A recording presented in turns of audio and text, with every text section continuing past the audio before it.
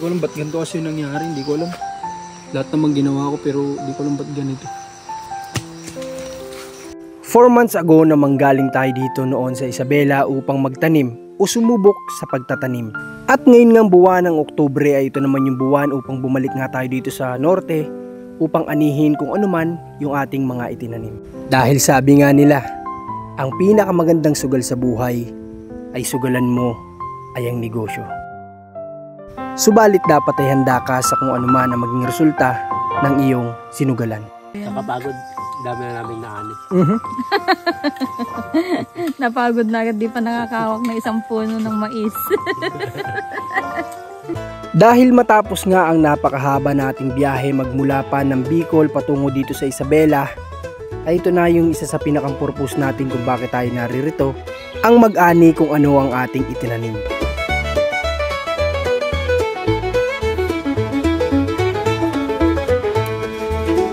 Galing si Daddy. Yehey! Good morning mga kabayan. Ngayon po ay papunta na kami ni na Commander doon sa location ng pinagtaniman. At ando doon din si Ran sa unahan. May bit-bit na siya na pagkain ng mga magtatrabaho. At lalakad muna kami pataas. Si Commander ay gusto niya sumama. Ay may hirap yung daan dito pero gusto niya. Kasi nakapanlaban naman daw siya. Grabe, ganda ng panlaban mo ah. Dating may ano na. Ha? Dating may putik na. Hindi ka pa manaalis eh, putik na. Oo. Sige tara, lakad na. Tara na. Dahan-dahan lang tayo. Ito mga mais ni na Commander dito sa harap ng bahay nila. Ito. Mais mo yan. Nakuhanan mo na. Nakainan mo na ba? Nakakain na ako dito kagabi. Kunti pa lang yung naakit namin, pagod na agad. Ayan yung inakit namin oh. Ibang daan na yung dinaan. Iba na nga yung dinaanan namin kasi dito mabato na, matarik pa dito sa kabila. Diyan hindi makaahon yung sasakyan nung nakaraan ano. Pinilit ko kasi dito ibaba nung nakaraan yung sasakyan. Kaya naman siyang bumaba, hindi lang kayang bumalik. Pataas. Hindi kayang tumaas. Sobrang tarik. Tignan nyo yung paligid, wala ka talaga ibang makikita kundi puro puno ng saging, puno ng mangga. Ayan. Kaya kung gusto mo talagang ma-refresh ka uli, kung stress ka sa Manila, ganyan, uwi ka ng probinsya nyo. Tapos huwag ka na bumalik sa Manila. Lalo ka ma-stress sa daanan. Oo. At least na, yun di mo na experience sa Manila. Ma-experience mo dito, ma-exercise ka, diba? Ano, tara? Tara na? Tara. Parang gusto ulit ni Rans bumalik sa higaan. Hinahawakan nga din ni Rans yung tiyan niya. Napahawakan ko yung tiyan ko ay hahawakan din sa kanya. Dalawa po kami buntis. Tatlo tayo, ito po. Sabi niya na nasipa daw. Nasipa. Ano, tara? Tara. Tara. Ha?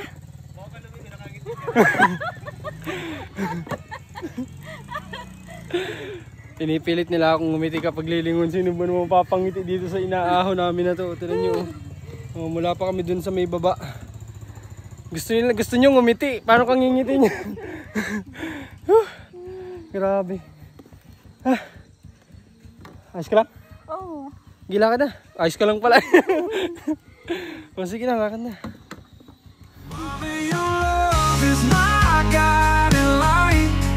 The darkest days and the longest nights I took the whole dito na po kami sa sasakyan. Ayan. Saan tayo kukuha ng tubig? Saan yung sinasabi ni nanay na kukuha na natin ng tubig? Saan? Doon sa may maliit. Di ba may kinukuha si tatay dun? Sa may malapit dati, yung sa may parang kamag-anakan nyo. Meron dun tubig na nakukuha si tatay.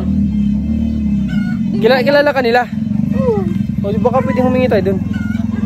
Tingin mo. Humingi lang tayo doon. Tapos bili na lang kayo na dito. Yelo. Ang may tindahan dito. Bili tayo ng yelo. Tara. Ilang yelo? Ha? Ano ba kasi dyan? Galing mo na Rans. Mga 8 na piraso. Ito yung sakripisyo ng tao dito kapag gantong umuulan. Sobrang dulas. Lalo na ito, dinaanan daw yata to ng Beba, bakit nagkaganyan yung daanan nung dumaan dyan? Inano baga? Yung binako? Binako. Ano? Bago ba yun? Hindi bako. Hindi, yung ano, yung excavator. Yung pang ano ng daan. Oo, basta yun. Pison. Oh, yun. O kaso nga lang hindi nilagyan ng graba, no? Mas maganda nga daw sana kung nilagyan kahit paano ng mga graba para hindi ganyan kaputik. Pero pwede na yan, tara. Dito ng yelo. Yung mga nagtatrabaho kanina pa po sila pamunta doon. Siguro mga around 6 AM po yun. Naglakad na sila papunta doon sa taniman kasi medyo may kalayuan yun. At kami naman ngayon mga, di ko alam kung 8 AM na o 9, ganyan. Start na natin tong sasakyan para ready na pag-alis.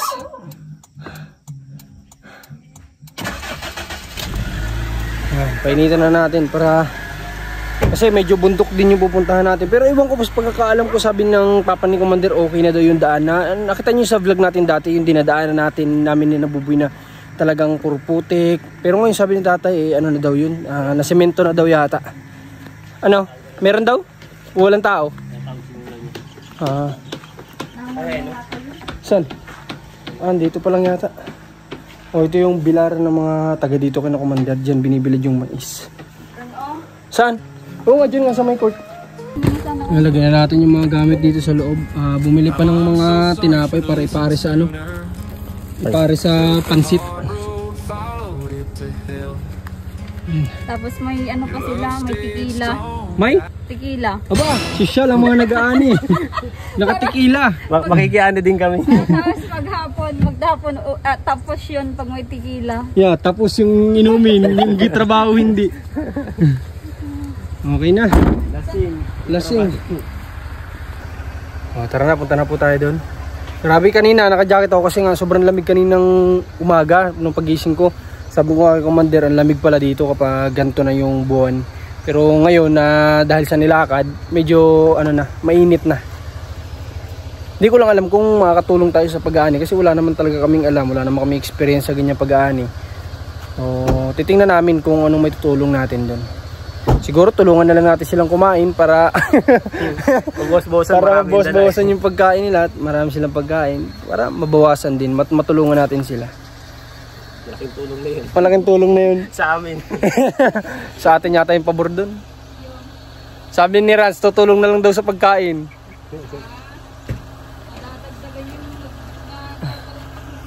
Tingnan yung mga gulong natin, oh, talagang sabak talaga sa ano, sa putikan. Oh. Lahat ganyan. Hinugasan pa nga natin to kahapon ano. Kung hindi pa hinugasan kahit pa paano. Putikan din. Talaga. Pag-uwas natin dyan, maputik din. Oo nga, dito maputik papasok dito. Ano, okay ka na buntis? Wala ako dito sa bigyan ng porta. Kala ko pagsukahan mo. Sa biyahe. Tara na. So ito yung ginagamit na truck. Yan, ganyan yung mga ginagamit na truck para sa pag-aani. Paghahakuti na. Tapos dito naman nila ibibilad yan. Yung mga taga dito lang sa area na to. Doon naman sa mga iba naman yung pinagbibilar nila. Siyempre ang dadayo pa sila dito para magbilad dito.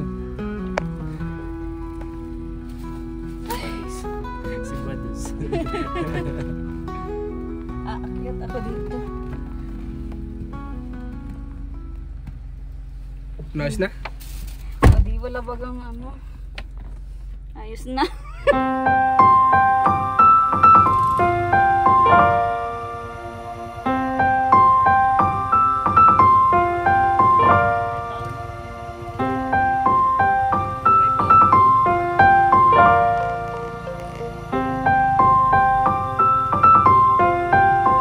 Dito na kami mga kababayan sa lugar kung saan kami dati nagtanim. Doon sa huli namin pinagtaniman, naanin na yun.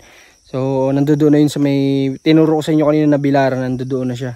So, ito na lang yung mga huli namin tinanim. Ay, nauna pa lang tinanim. Ba't mas nauna pa yun, ano? Anihin. Pero sa totoo lang, dapat ito yung mas mauuna, no? Kaso nga lang, inantay pa kami na dumating dito, kaya ngayon pa lang ito yung naani. Parang 4 lang yata yung ano, no? Isang araw din naman tayong pagitan. Ay, isang araw lang. Sa bagay, isang araw lang. Kaso nga lang, yung nagtatrabaho dito ngayon, na 4 lang na tao. Pang-anim kayo. Siguro abutin ito ng ano, hanggang bukas. At dumating na nga ang oras ng merienda upang kumain ng mga nagtatrabaho upang mailakas silang muli sa pagbabalik nila sa pamimitas ng mais. Nakapagod. Dami na namin naani. Napagod na agad, di pa nakakawak na isang puno ng mais.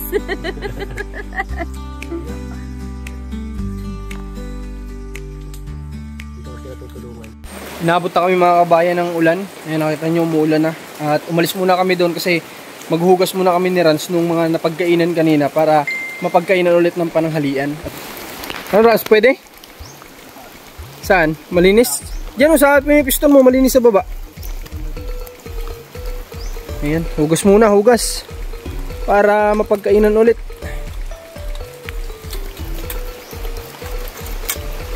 Running water naman. Running water naman yan, malinis yan. Wala nga lang tayo sabon. Okay na yan? Ito lang sabon? Running water naman. Grabe, umulan. Mabilis lang daw sana to trabahuhin kasi hindi siya namunga ng talagang malalaki. Medyo yung iba maliliit. Kasi nga, kita ko na yun nung pagtatanim namin medyo buhay yung mga saging. Tapos may mga damo-damo pa siya. Kaya syempre agaw, sustansya pa sa lupa yun. Kaya yun nga, ganun nga yung nangyari talaga na hindi lahat ay malalaki, maliliit yung iba.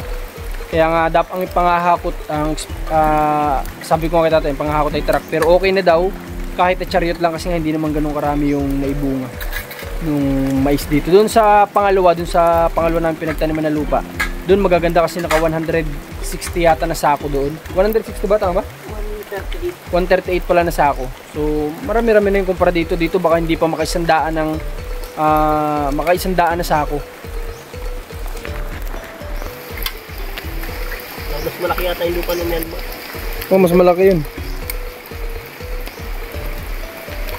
At nagpatuloy nga kami sa pagtulong sa pamimitas ng mais. Ngunit dito pa lamang ay ramdam na namin o kita na namin na tila kakaunti ang mga umusbong sa mga mais na itinanim namin noon.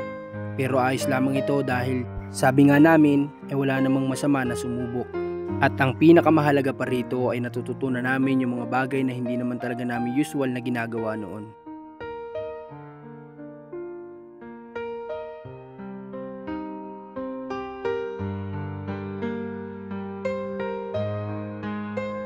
At pagkatapos ng lahat ng sakripisyo namin mula sa simula dito sa pagtatanim, ay nananatili pa rin kami na masaya sa kung ano man yung ginagawa namin. Dahil hindi lang naman yung kumita ang importante dito.